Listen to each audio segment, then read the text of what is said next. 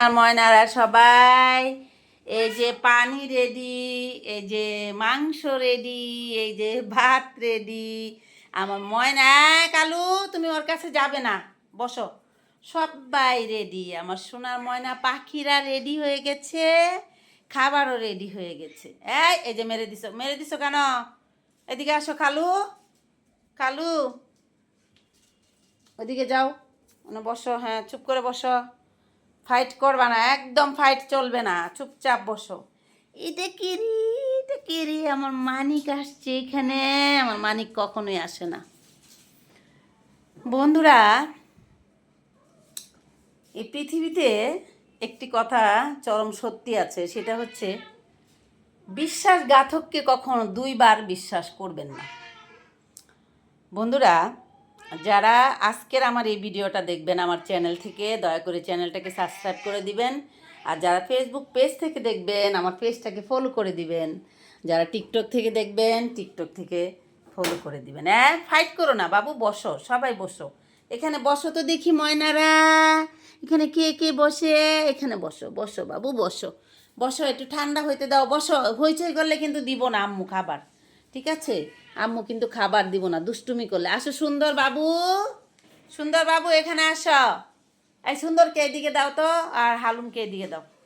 বসো, এদিকে আসো, বসো। এই যে উপরে গেলে কিন্তু খাইতে দিব না। এই যে উপরে চলে আসছে, একটা লাভ দিয়ে বিছনায় চলে আসে, এখানে বসছে, খাইতে দিব না কিন্তু। আসো, আসো সবাই আসো এখানে। এই ময়না, হাত কেটে যাবে, কাজ রাখছি, এখানে চলে আসো।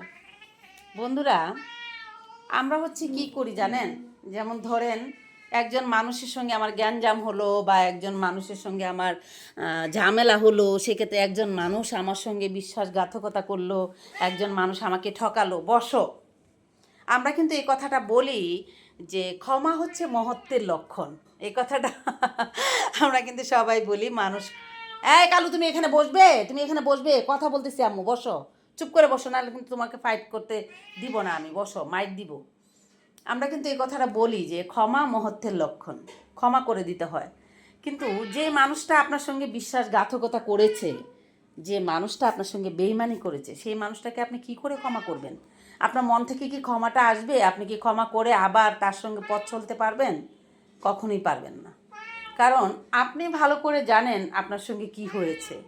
আপনি ভালো করে জানেন মানুষটা আপনাকে কতটুকু ব্যথিত করেছে, মানুষটা আপনাকে কতটুকু আঘাত দিয়েছে, মানুষটা আপনাকে কতটা বেদনার মধ্যে দিয়ে যেতে হয়েছে আপনার, সেটা আপনি জানেন। আপনি কিন্তু সেই মানুষটাকে দেখলেই, বা কালু এখানে বসো, চুপ করে বসো। সেই মানুষটাকে দেখলেই কিন্তু আপনার সেই কথাগুলো মনে হয়ে যায়, আপনার কষ্টের কথাগুলো, আপনার আঘাত পাওয়ার কথাগুলো, যে মানুষটা আপনাকে ব্যথিত করেছে সেই কথাগুলো কিন্তু আপনার মনে পড়ে যায়। হ্যাঁ, আপনি কিন্তু তখন সেই কথাগুলো আপনার চোখে বাজতে থাকে যে আপনার সঙ্গে কি কি হয়েছিল। এই জন্য যারাই নাকি মিথ্যেবাদী মানুষ, তাদের কাছ থেকে কখনো আপনি সত্যি কথা শোনার আশা করবেন না। কারণ যে মিথ্যে কথা বলার অভ্যস্ত, সে, তার কাছ থেকে কখনোই আশা করা যায় না সত্যি কথা শোনার জন্য। আর যে প্রতারক মানুষ, তাকে কখনো আর দ্বিতীয়বার বিশ্বাস করতে যাবেন না, কেননা তার কাছ থেকে আপনি বিশ্বাস করে কিছু পাবেন না। সে যে আবার আপনার সঙ্গে ছলনা করবে না, আপনাকে ঠকাবে না, আপনার সঙ্গে প্রতারণা করবে না, তার কি বিশ্বাস আছে বলেন? এই এই যে জিনিসগুলো, এগুলো কিন্তু আসলেই কিন্তু সত্যি কথা, বুঝছেন? রিয়েল একটা কথা, যে মিথ্যাবাদী মানুষ, সে মিথ্যা আজকে আপনার সঙ্গে হয়তো আপনাকে বলবে আমি সত্যি বলছি বা সত্যি কিছু করার চেষ্টা করছি, কিন্তু আসলে কিন্তু তা না। সে মিথ্যা কথা বলবেই, বলবেই, মিথ্যার আশ্রয় নিবেই।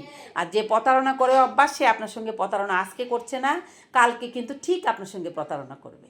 তো বন্ধুরা, আপনারা সবাই এই কাজটা করবেন যে প্রতারককে দ্বিতীয়বার বিশ্বাস করার চেষ্টা করবেন না, আর মিথ্যাবাদী মানুষের কাছ থেকে কোনো সত্যিটার আশা করতে চাইবেন না।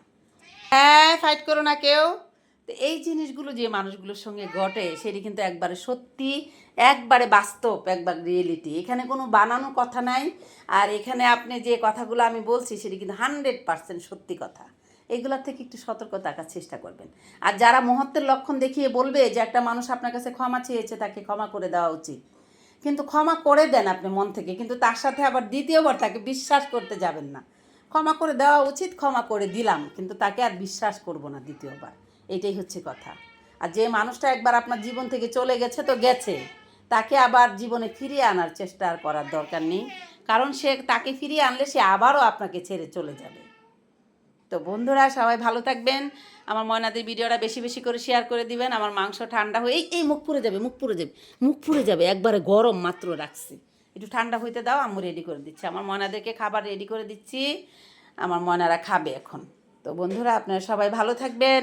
আপনাদের সাথে দেখা হবে আমার অন্য কোনো সময়, অন্য কোনো ভিডিওতে। টাটা।